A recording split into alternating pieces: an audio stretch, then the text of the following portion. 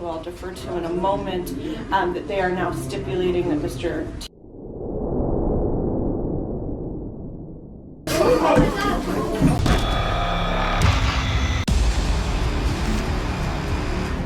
This is Jeffrey Clark, who is facing a Macomb County court for murder. On July 4th, 2022, Jeffrey Clark got into an argument with Jeray Robertson at a parking lot. The matter escalated, leading to Clark shooting Robertson to death. Reports stated that Clark, along with a woman, Tamara Scott, chased Robertson in a car into the city of Fraser and killed him. The shooter was charged with first-degree premeditated murder. During the court proceedings, another woman who had romantic ties to both men had chilling revelations to make. He proceeded to tell me that he would kill me if I told on him. He told me exactly what he did to Mr. Robertson. He told me that Mr. Robertson begged for his life, and that the only thing he was worried about was that he was on tether. The CCTV footage of the shooting was then played in the courtroom with the family of Robertson present. With emotions running high, the twin brother of the deceased decided it was time to show Clark what pain tasted like.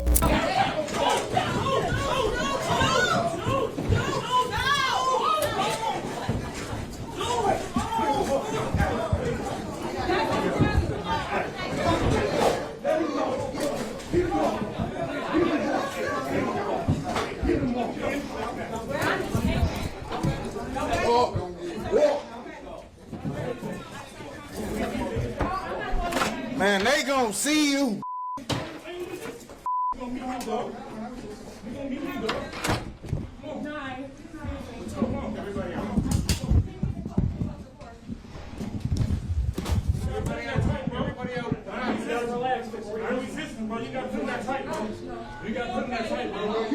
You hit him. Man, he killed. That's what the police are here for. He called all that. I need the court.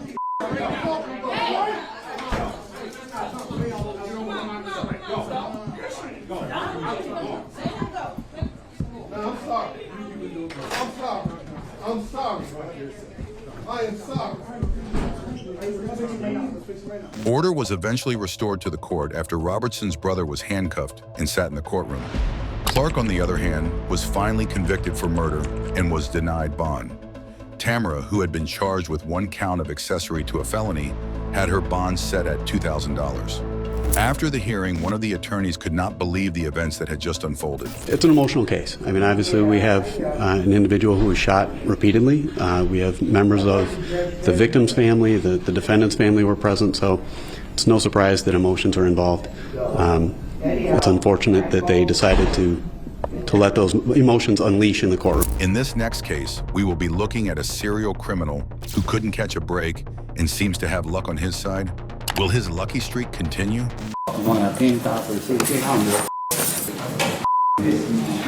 This is Christopher Dominguez, who is facing an Albuquerque district court for violating his probation while at a treatment facility.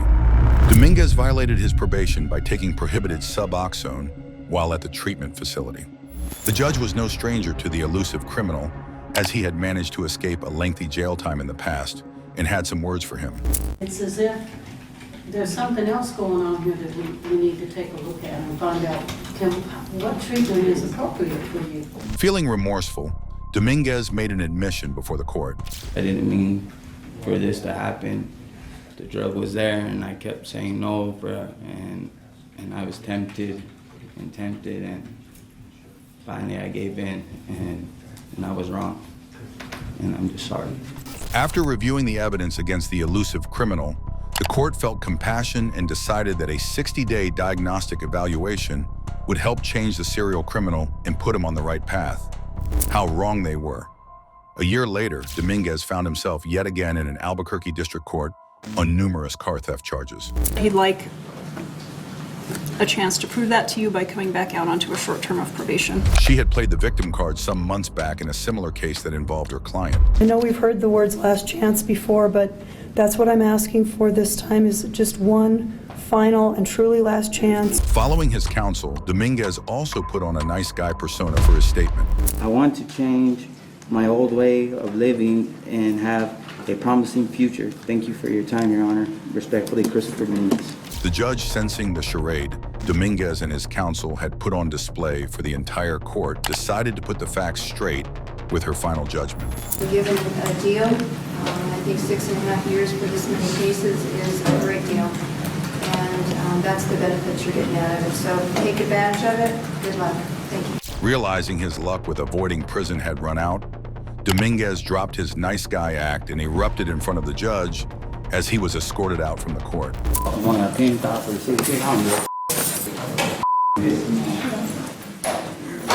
Luckily, the judge didn't add an extra year to his sentence for contempt of court. While Dominguez might have enjoyed a field day with Mother Luck, the next convict had to settle for a mother's wrath. This is Frank DeLeon Jr., who is in a Houston court for murder. In January 2022, 19-year-old DeLeon shot his then 16-year-old girlfriend, Diamond Alvarez, 22 times while she was walking her dog in Southwest Houston. Alvarez had discovered that her partner was cheating and had agreed to meet at a park to iron things out. The 19-year-old is facing a single charge of first-degree murder. During the court hearing, Ana Machado, the mother of Alvarez, after giving her statement, made a move toward her child's killer, but was met by a roadblock. You take my daughter, not to hurt my daughter.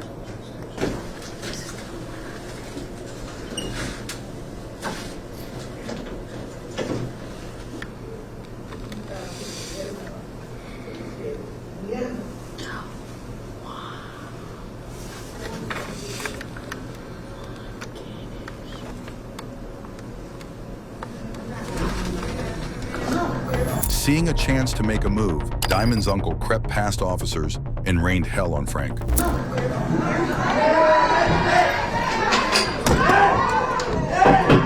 While court officials tried to restrain the enraged man, Machado tried to offer aid but was met with yet another roadblock.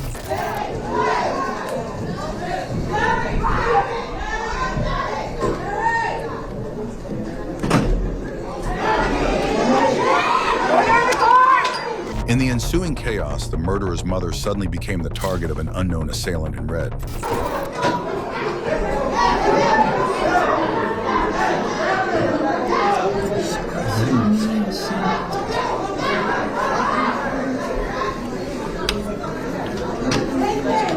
The vengeful uncle, who was now restrained, had some last words for his niece's killer as he was whisked out of the courtroom.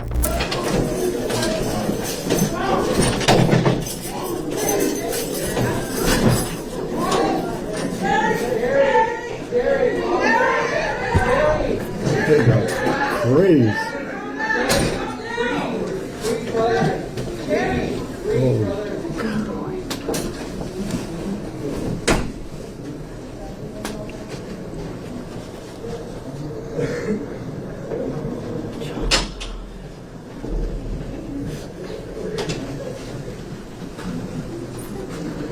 Everyone take a seat. Take a seat.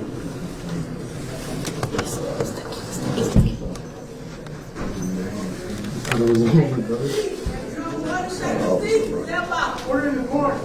Take a seat. Take a seat.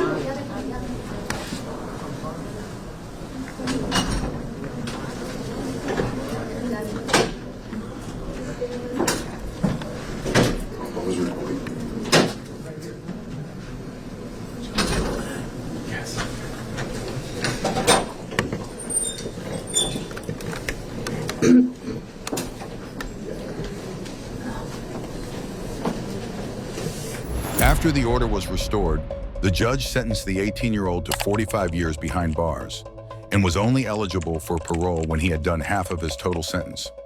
After the court proceeding, Machado had some words to say. It was wrong of me. That was wrong of us because we're not monsters. But it's so much hate because I want my daughter back. And what he did it was horrible. Seeing my daughter there and looking at him that he did that and he's laughing in my face.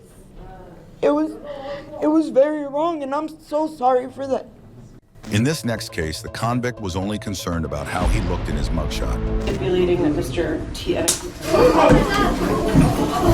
This is Christopher Teal, who is facing a King County court in Seattle for rape charges.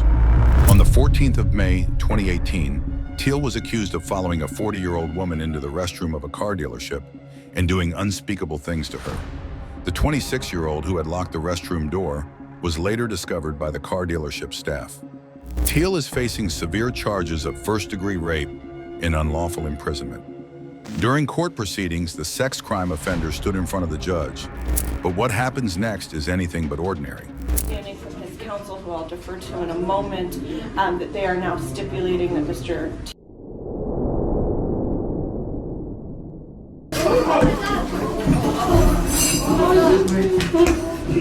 Get out! Face down! Face down! Put your hand on your face!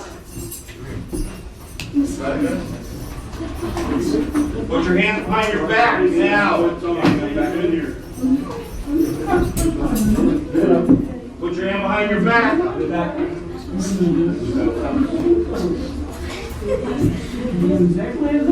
don't have to tell us any things, sir. Anything you cause it because you want to. Hold on, hold on. It's true. Get cool. Bring the chair. Bring the chair. We'll get the chair.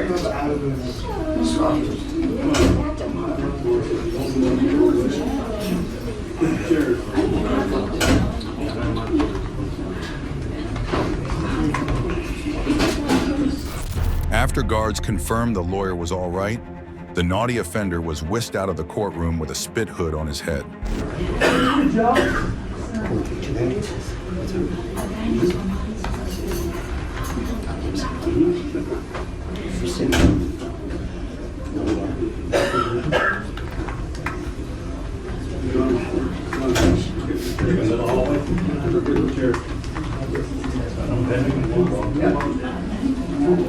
All right, get up. Stand up. How that hurts, you don't have to do that. Still recovering from the shock, the lawyer withdrew from the case and decided not to place charges, while Teal had a $1 million bond placed on his head. Regarding the Christopher Teal matter. No. Okay. I have a question though. Are you running a diminished capacity or insanity or anything of that nature? I don't have anything to talk about. 2 weeks later, Teal made another appearance in court, this time in a strap chair. During court proceedings, he noticed something was off and had some questions for the judge. I'd like to know where the they got that photo of me with my short hair. Because that was on Facebook and I don't have a Facebook. All right. So you're on the legitimate question. Like, do they have access to Google? The case was forced to be rescheduled by the judge, as the defendant's continuous complaints and outbursts in the last court session proved too much, even before the proceedings had begun. In this next absurd courtroom moment, this teenage girl charged her parents to court. Sean and Elizabeth Canning are in the Morris County Courthouse, New Jersey, for allegedly refusing to pay their daughter's tuition. Their 19-year-old daughter, Rachel Canning, took them to court with the help of her friend's family. She had been living with them for 4 months after she alleged her own family kicked her out. Rachel's parents argued that she left on her own and therefore they cannot be responsible for her bills. Sean and Elizabeth Canning are facing charges of abandonment and neglect. During court proceedings, both parties tendered their cases. I believe that she is a vulnerable young woman and her parents aren't taking care of her, and I'm asking the court to help her in this very difficult situation because they have constructively abandoned her. And I believe that they are being negligent and irresponsible. These statements that they don't want to help her and they've left her on the street are so dramatic. There's no reason she couldn't come home to her household in her private school and her new car, but she didn't want to give up the boyfriend. Great, thank you very much, counsel. The judge shared some concerns about Rachel's past. They've raised several issues, and obviously several mistakes have been made. The young lady who is in court has an alleged history staying out during the week from 12 to 1 o'clock, drinking, brought home one night by a male friend's parent at 3 o'clock, intoxicated, school suspensions, was stripped of her captaincy as a cheerleader, was removed from the campus ministry. The Teens Council admitted that her private school was in on the whole thing.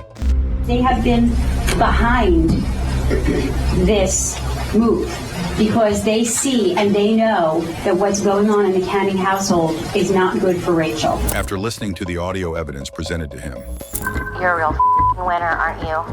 I really just want to all over your face right now. Anyway, I hate you. Have a nice life. the judge had some stern words for the teen rebel. Have you ever seen a young adult, child, whatever we want to call Rachel, show such gross disrespect for a parent? The words that were used in a voicemail to her mother? Maybe you have. It's not I don't right. see it in my house. I'm not exactly, you don't see it in your house. However, we also have the certification from the teacher where the mother is calling the daughter the same kind of name. So I would go, that's the parents that set that precedent. They're the ones who raised this child. This is the language that they're using in their household.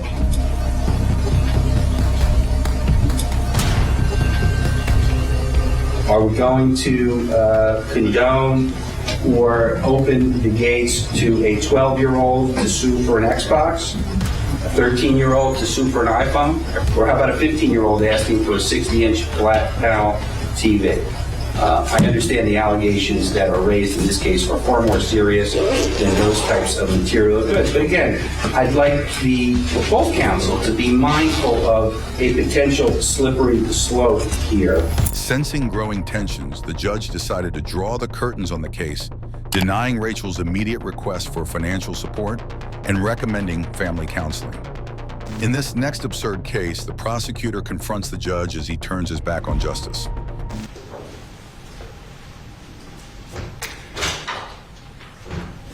Mateo Moore is standing trial in an Ohio courtroom for a murder. Moore had been accused of murdering his wife and then staging it as suicide. He was charged with 1 count of felony murder, 1 count of purposeful murder, and 1 count of felonious assault. The case had been going on for a while, and on day 7, the judge, in the absence of the county prosecutor, decided to proceed with his judgment. However, Mark Sleeper, the prosecutor's colleague, would not let that happen. No, I'm sorry, but I would object to going forward anyway right now without the elected county prosecutor who's on this case. But she chose not to be here. That's not accurate, Judge. Okay, okay, your objection's noted. We had a phone status conference 2 weeks ago in which Ms. Schiff will... Your objection is noted. Okay? I'm not going to participate in this proceeding without the elected county prosecutor. I think this is a sham that you're going forward. When the court was... You're going to sit here. You're going to sit here. Seeing the judge was not taking his appeal seriously, Sleeper decided to take matters into his own hands. You were told about her unavailability and specifically told her on the phone not to cancel that appointment, that it wouldn't be a problem. Well, I'll tell you what. If you want to be here for the decision, that's your business. Well, Your Honor, I think this is outrageous. You're going forward without the prosecutor.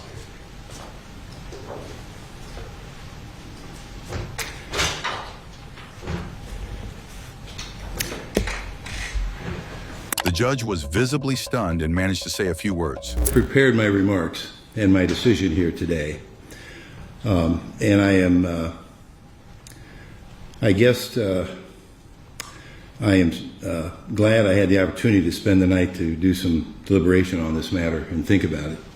Mateo Moore was acquitted by the court of his murder and assault charges and declared a free man. The court will now announce the verdicts. Verdict on count 1. We, the jury, being duly impaneled and sworn, find the defendant Matthew L. Moore not guilty of murder as he stands charged in count 1 of the indictment dated the 26th of August, 2022, signed by all 12 members of the panel. Verdict on count 2. We, the jury, being duly impaneled and sworn, find the defendant Matthew L. Moore not guilty of murder as he stands charged in count 2 of the indictment dated 26 August 2022 and signed in ink by all 12 members of the panel.